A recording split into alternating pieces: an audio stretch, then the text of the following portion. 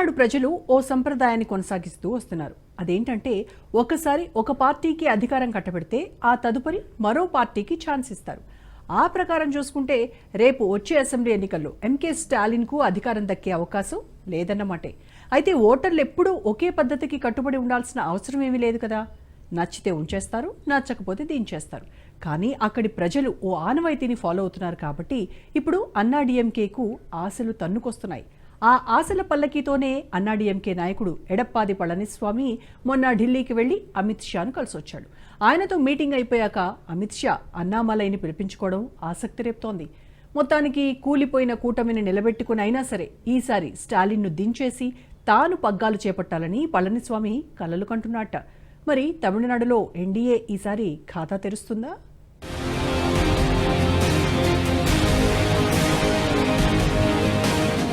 కూలిన కోటను నిలబెట్టే ప్రయత్నం.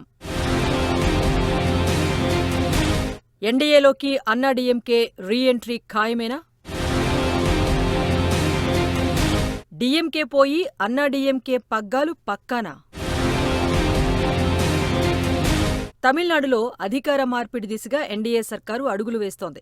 అన్నీ అనుకున్నట్టు జరిగితే, ప్రజలు ఆశీర్వదిస్తే ఈసారి తమిళనాడులో ఎన్డీఏ పగ్గాలు చేపట్టడం ఖాయమని బీజేపీ నేతలు అంచనా వేస్తున్నారు. అందుకు అవకాశమిచ్చే అన్ని జాగ్రత్తలు తీసుకుంటున్నారు.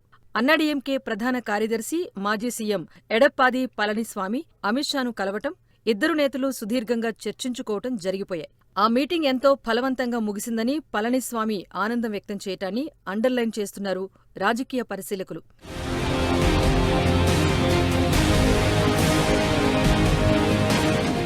మరోవైపు తమిళనాడు బీజేపీ ప్రెసిడెంట్ అన్నామలై తమ పార్టీ డోర్లు తెరిచే ఉన్నాయని, ఎవరొచ్చినా ఆహ్వానిస్తామని వ్యాఖ్యానించటం చూస్తే బీజేపీ అన్నాడీఎంకే మధ్య కెమిస్ట్రీ కుదిరినట్టే కనిపిస్తోంది అంటున్నారు.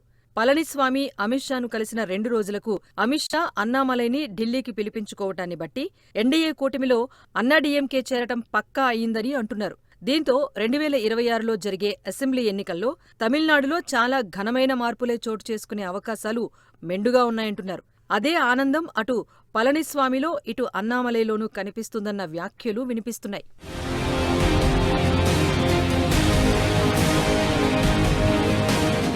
తమిళనాడులో బీజేపీ, అన్నాడీఎంకే 2021 అసెంబ్లీ ఎన్నికల్లో కలిసి పోటీ చేశాయి. 2023లో విడిపోయాయి. ఇప్పుడు రాష్ట్రంలో డీఎంకే బలంగా ఉన్న క్రమంలో ఆ 2 పార్టీలు మళ్లీ కలవటం వల్ల రాజకీయ సమీకరణలు ఖచ్చితంగా మారే ఛాన్స్ ఉందంటున్నారు. 2021 అసెంబ్లీ ఎన్నికల్లో కూటమిలో బీజేపీ, అన్నాడీఎంకే, పీఎంకే వంటి ఇతర చిన్న పార్టీలు కూడా ఉన్నాయి. ఆ ఎన్నికల్లో కూటమి 33.29% ఓట్లు సాధించింది. ఇందులో ఏఐఏడీఎంకే ప్రధాన భాగస్వామిగా ఉండగా అన్నాడీఎంకే 66 సీట్లు గెలుచుకోగా బీజేపీ 4 సీట్లు గెలవటం విశేషం. ఆ ఎన్నికలు బీజేపీకి ఊపునిచ్చాయని చెప్పాలి. ఇక డీఎంకే నేతృత్వంలోని సెక్యులర్ ప్రోగ్రెసివ్ అలయన్స్ ఎస్పీఏ 37.7% ఓట్లతో అధికారంలోకొచ్చింది. ఆ తర్వాత 2024 లోక్సభ ఎన్నికలకు ముందు ఎన్డీఏ కూటమి నుంచి అన్నాడీఎంకే వైదొలిగింది. లోక్సభ ఎన్నికల్లో ఈ 2 విడివిడిగా పోటీ చేశాయి. ఫలితంగా బీజేపీ ప్లస్ ఇతర పార్టీలు, అలాగే అన్నాడీఎంకే ప్లస్ డీఎంకే నష్టపోయాయి. ఎవరికీ ఒక్క సీటు కూడా రాలేదు. దీంతో ఇప్పుడు రాబోయే అసెంబ్లీ ఎన్నికల్లో చేతులు కలిపితే ఖచ్చితంగా లాభపడతామనే భావన బీజేపీతో పాటు అన్నాడీఎంకేలోనూ వ్యక్తమవుతోంది.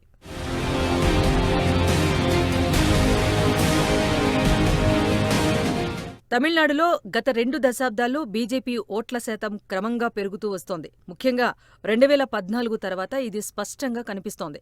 2004 లోక్సభ ఎన్నికల్లో బీజేపీ డీఎంకేతో కలిసి పోటీ చేసింది. అప్పుడు బీజేపీ స్వతంత్రంగా సాధించిన ఓట్లు 5% కన్నా కాస్త తక్కువ. కానీ ఒక్క సీటు కూడా గెలవలేదు. ఇక 2009 లోక్సభ ఎన్నికల్లో కూటమిలో కాకుండా బీజేపీ స్వతంత్రంగా 18 స్థానాల్లో పోటీ చేసి 2.24% ఓట్లను సాధించింది. ఇక 2014 లోక్సభ ఎన్నికల్లో బీజేపీ 5.56% ఓట్లతో కన్యాకుమారి సీటు గెలుచుకుంది. ఈ ఎన్నికల్లో ఎన్డీఏకు 18.5% లభించాయి. 2019 లోక్సభ ఎన్నికల్లో అన్నాడీఎంకేతో కూటమిలో భాగంగా బీజేపీ 5 స్థానాల్లో పోటీ చేసి 3.66% ఓట్లను సాధించింది. ఇప్పుడు కూడా కూటమికి సీట్లు దక్కలేదు. డీఎంకే కూటమి హవానే కొనసాగింది. 2024 లోక్సభ ఎన్నికల్లో అన్నాడీఎంకే సంబంధాలు తెగిపోయిన తర్వాత బీజేపీ స్వతంత్రంగా 23 స్థానాల్లో పోటీ చేసి 11.24% ఓట్లను సాధించింది. ఇతర చిన్న పార్టీలతో కలిసి ఎన్డీఏ 18.28% ఓట్లను పొందగలిగింది. ఇది తమిళనాడు బీజేపీ చరిత్రలోనే అత్యధిక పోల్ పర్సంటేజ్గా నిలుస్తోంది.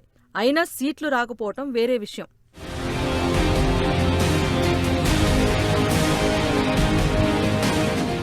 గత అనుభవాలు, బీజేపీకి క్రమంగా పెరుగుతూ వస్తున్న ఓట్ల శాతం అనేవి ఇప్పుడు తమిళనాడులో చర్చనీయాంశాలుగా మారుతున్నాయి. ఒంటరిగా పోతే ఎలాంటి లాభమూ లేదని అటు పళనిస్వామికి కూడా అర్థమైంది. మరోవైపు రాష్ట్రంలో అన్నామలై ప్రభావం రోజురోజుకు పెరుగుతోంది. హిందీ వ్యతిరేకత తీవ్రంగానే ఉంటుందని చెప్పటానికి స్టాలిన్ ప్రయత్నిస్తున్నా ఆయన మీద వస్తున్న అవినీతి ఆరోపణలు, లిక్కర్ కుంభకోణంలో ఈడీ సోదాలు, రాష్ట్రంలో హిందూ వ్యతిరేక విధానాలు ఇలాంటి అంశాలతో స్టాలిన్ మీద వ్యతిరేకత కూడా భారీగానే ఉంటుందంటున్నారు. మరోవైపు తమిళనాడులో ఒకసారి అధికారంలోకొచ్చిన పార్టీని వరుసగా రెండోసారి అధికారంలోకొచ్చే ఆనవాయితీ ఇప్పటి వరకు లేదు. ఇది అన్నాడీఎంకే శ్రేణుల్లో ఆశలు చిగురింపచేస్తోంది. అయితే ఎప్పుడూ ఒకే సాంప్రదాయాన్ని ప్రజలు ఫాలో అవుతారని ఏం లేదని, తాము చేసిన అభివృద్ధితో పాటు సెంటిమెంట్గా హిందీ వ్యతిరేకత తమకు కలిసొస్తుందని స్టాలిన్ ఫాలోవర్స్ బలంగా విశ్వసిస్తున్నారు. ఇలాంటి తరుణంలో అన్నాడీఎంకేలో పళనిస్వామి, పన్నీరు సెల్వం మధ్య గతంలో ఉన్నట్టుగా సమన్వయ లోపం గనక లేకపోతే ఈసారి మిరాకిల్స్ ఖాయమన్న భావన అన్నాడీఎంకేలో వ్యక్తమవుతోంది.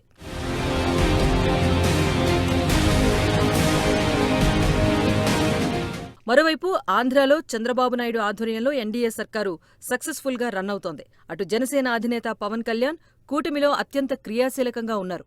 ఇటీవలే తమిళనాడులో పలు ఆలయాలను సందర్శించుకుని వచ్చారు. రాష్ట్రంలో అన్నామలై వంటి దూకుడుగల నాయకుడికి తోడుగా తెలుగు ప్రజలను ప్రభావితం చేసేలా పవన్ కళ్యాణ్ను రంగంలోకి దించే యోచన కూడా చేస్తున్నారంట బీజేపీ నేతలు. ఇలా అమిత్ షా ఆలోచనల అమ్ములు పొదిలో అనేక పాజిటివ్ అస్త్రాలు ఉన్నాయని అన్నామలై, పళనిస్వామి బలంగా నమ్ముతున్నారు. అవన్నీ తమకు మేలు చేస్తాయనే ధీమాలో ఉన్నారంట. జయలలిత లేని లోటును పళనిస్వామి, పన్నీర్ సెల్వం గనుక సమన్వయంతో అధిగమిస్తే వారికి రావాల్సిన ఓట్లు ప్లస్ బీజేపీకి అన్నామలై క్రమంగా పెంచుతున్న గ్రాఫ్ గనక తోడైతే ఆంధ్రలో మాదిరిగానే తమిళనాడులో కూడా ఎన్డీఏ కూటమి సర్కారు ఏర్పాటు చేయటం ఖాయమని సంబరపడుతున్నారు. మరి ఏపీలో అనుసరించిన వ్యూహం తమిళనాడులో వర్కౌట్ అవుతుందా? పవన్ కళ్యాణ్తో పాటు చంద్రబాబు లాంటి చాణక్యుడు కూడా తమిళనాడులో అడుగుపెడితే భవిష్యత్ ఎలా ఉంటుందన్నది ఎన్డీఏకు మరో యాంగిల్ అవుతుందని అంటున్నారు. అటు ఎన్డీఏకు దీటుగానే స్టాలిన్ ఈ మధ్య డీలిమిటేషన్ అంశాన్ని ఎత్తుకొని రేవంత్ రెడ్డి లాంటి దక్షిణాది నేతలతో పాటు పంజాబ్, పశ్చిమ బెంగాల్ నుంచి కూడా తమిళనాడు ఎన్నికల రణరంగంలోకి నాయకులను దింపే యోచనలో ఉన్నారు. ఈ క్రమంలో ఎవరి స్ట్రాటజీ వర్కౌట్ అవుతుంది అనేది మాత్రం ఆసక్తి రేపుతోంది.